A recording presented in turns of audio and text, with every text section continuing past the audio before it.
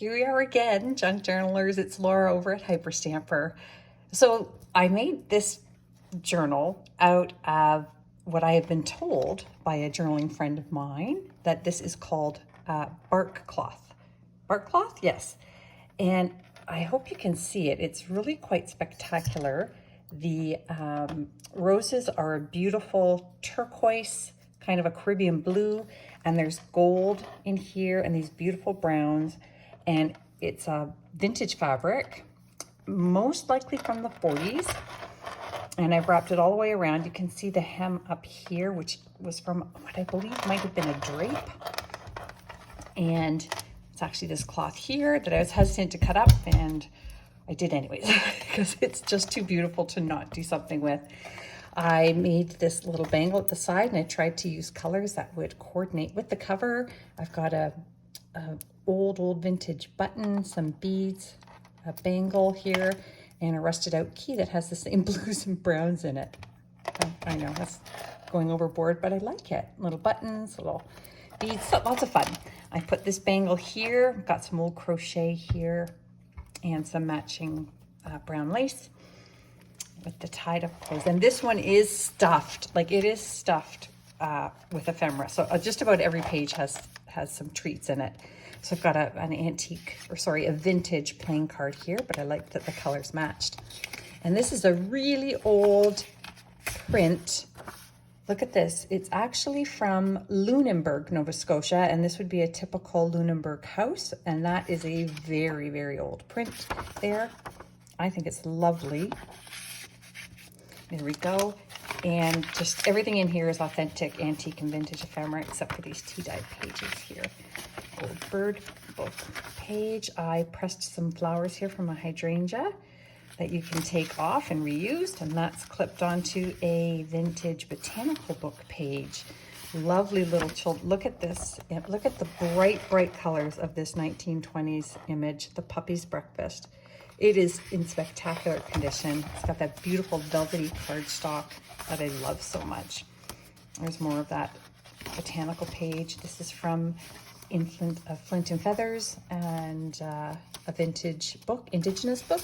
And there is a pearl shop receipt from the 50s. And this is from 1915, this page. Look at this lovely woman here from the Girl's Own Annual magazine. A little girl and her dad over here. Some lace. A wonderful children's book image here. I love the title, Play and Laughter. That's what I'm all about. And some plays from the 50s in the Theater Arts magazine. Some Polish embroidery here from the 1950s. And a little antique book page here I made into a journaling card. And just this little piece here, which is 1915. It was up on a calendar.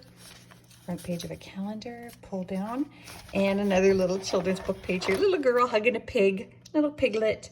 And some child over the last 100 years has colored it, which I think is very sweet. All on a summer day. Now this here, I know it's an odd thing to put in a junk journal, but it is from 1892. It's not in the best condition, but it was from the secretary of this benevolent society in England. And there's not a lot of, well, there's no imagery in it, but you get these wonderful little handwritten notes. And if somebody just wants to do something with ephemera, that is a great little find there. What do you think? Maybe a little overboard? And then this is a bingo card, and this would have been one of the, like, it's really super thick. That would have been used in bingo halls, like by organizations. I've got some Canadian birch bark down here, and I hand stamped Delightful there.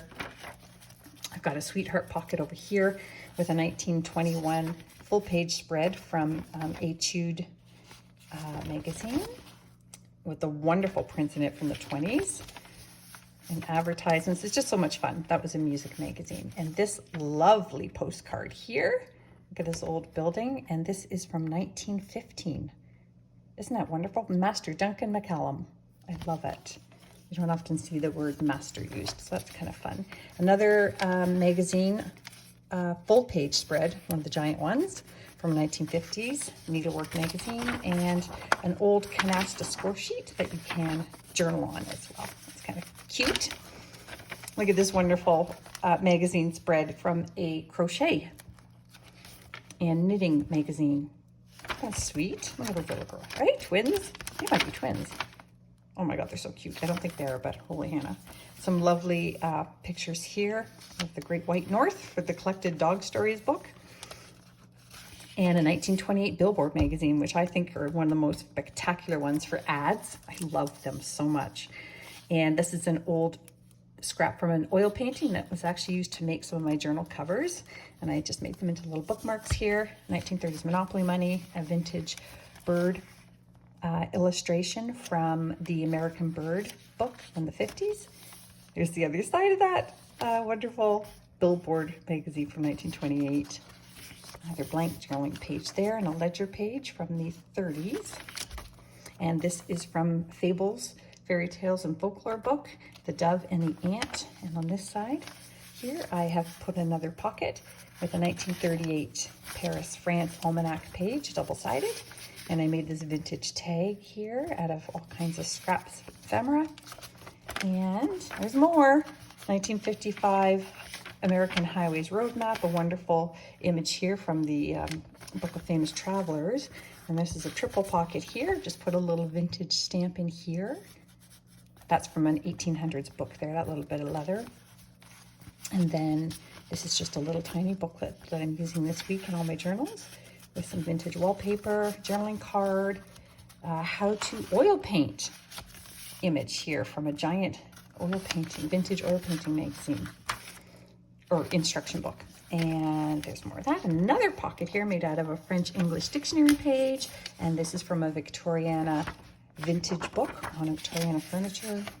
And that brings us to the back where I've just put the seam and done the wrap around there. So I'm gonna put this on Etsy momentarily. I love it, and I hope you do too. Leave me a comment. Don't forget to subscribe and head over to hyperstamper.etsy.com.